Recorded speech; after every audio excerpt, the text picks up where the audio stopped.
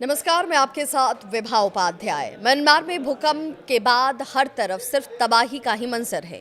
भीषण तबाही ने जैसे म्यांमार के लोगों को झकझोर दिया। 1644 से ज्यादा लोगों की मौत हो चुकी है। ये वो आंकड़े हैं जो सरकारी तौर पर जारी किए गए। अब भी मृतकों की संख्या बढ़ने की आशंका है। आलम यह है कि लोगों के लिए अस्पतालों में जगह कम पड़ रही है, सड़कों पर ही उनका इलाज किया जा रहा है। भारत ने भी संकट की इस घड़ी में मदद के हाथ आगे बढ़ाए हैं। म्यांमार में आए 7.7 तीव्रता के भूकंप में तीसरे दिन भी इमारतों के मलबे से शवों को निकाला जा रहा है। सवाल ये कि जो लोग इस मलबे में दबे हुए हैं, हर बढ़ते दिन के साथ उनके बचने की संभावनाएं कम होती जा रही हैं और इसीलिए उनके अपने उन्हें इस मलबे में तलाशते, रोते, बिलखते नजर आते हैं। मृतकों की संख्या 1644 तक पहुंच चुकी है। ये वो आंकड़े हैं जो जारी किए गए हैं। उधर देश भर में फ़ोन, बिजली, जिन सेवाओं पर इसका असर पड़ा है उनमें फ़ोन सेवा, बिजली, इंटरनेट बंद होने की वजह से लोगों को अपनों के साथ संपर्क स्थापित करने में भी परेशानी उठानी पड़ रही है। मरने वालों के आंकड़े की बात करें तो ये बढ़ भी सकती है, इसकी आशंका जाहिर की जा रही है। सेना के नेतृत्व वाली सरकार ने यहाँ पर भूकंप में 2376 लोगों के घायल होने की बात कही। 30 लोग अब भी लापता हैं। ये वो तमाम आंकड़े हैं जो आधिकारिक तौर पर जारी किए गए हैं।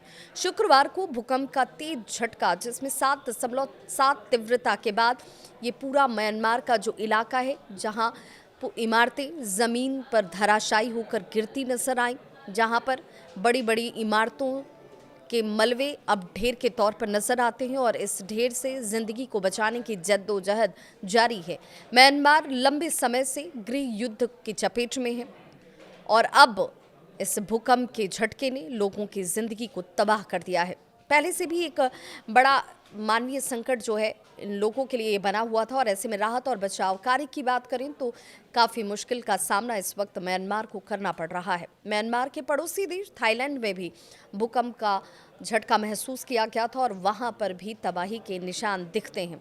राजधानी बैंकॉक समेत देश भर की बात करें तो अन्य क्षेत्रों में भूकंप के बाद बड़ी बड़ी इमारतें जो हैं वो जमींदोज होती नजर आई। हालात ये है कि अस्पताल में जगह कम पड़ चुकी है, सड़कों पर ही अस्थायी तौर पर मरीजों का इलाज किया जा रहा है। इलाज सामग्री और दवाओं की कमी ना हो, इसलिए म्यांमार की सरकार को सीधे तौर पर भारत की तरफ से मदद का हाथ आगे बढ़ाया गया है। म्यांमार की सड़कों पर ही देखिए किस तरीके से जो तस्वीरें हम आपको दिखा रहे हैं, ये तस्वीरें बताने के लिए काफ़ी हैं कि यहाँ पर ही अस्थायी तौर पर अस्पताल का निर्माण कर दिया गया, जिसके पास जो सुविधा नजर आती है वहीं पर लोगों की जान बचाने के प्रयास किए जा रहे हैं। सरकार के स्तर से बात करें तो सरकार ने भूकंप प्रभावित क्षेत्रों में खून की मांग सर्वाधिक बताई है और इसीलिए लोगों से आगे बढ़कर मदद की अपील की है। कई जगहों से राहत सामग्री जरूर पहुंच रही, लेकिन घायलों को संभालने के प्रयास इस वक्त सबसे ज्यादा प्राथमिकता में शामिल हैं।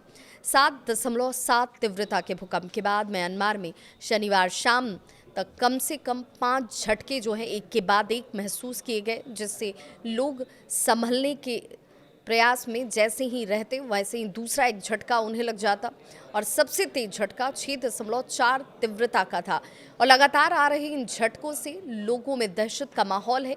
म्यांमार सांगाइंग फॉल्ट पर स्थित जो इंडिया फ्लैट है और सुंडा फ्लैट है वो अलग अलग इसे करता है और जिस वजह से यहाँ भूकंप का खतरा हमेशा बना होता है। म्यांमार और थाईलैंड में विनाशकारी भूकंप से भारी तबाही मची है। सैकड़ों लोगों की जान जा चुकी है।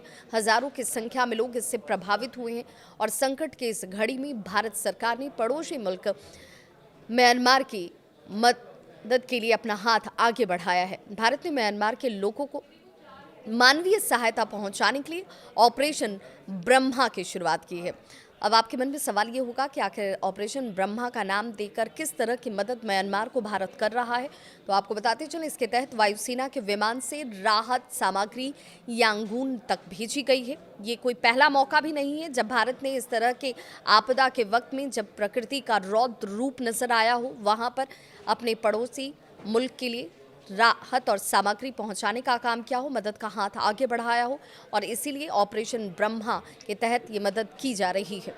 भारत सरकार समय समय पर संकट की ऐसी परिस्थितियों में आने वाले दूसरे देशों के लिए ज़रूरी सहयोग मुहैया कराने में खास अभियान चलाती रही है। और एक बार फिर से भारत सरकार ने ये कहा है कि हर संभव मदद हमारी तरफ से म्यांमार को पहुंचाई जाएगी, जब तक म्यांमार एक बार फिर से अपनी पूरे इस व्यवस्था को पटरी पर लेकर नहीं आ जाता है, यहाँ के लोगों तक राहत नहीं पहुँच जाती है। इस खबर पर क्या है आपकी राय, बताइएगा ज़रूर। मैं आपकी होस्ट और दोस्त विभा।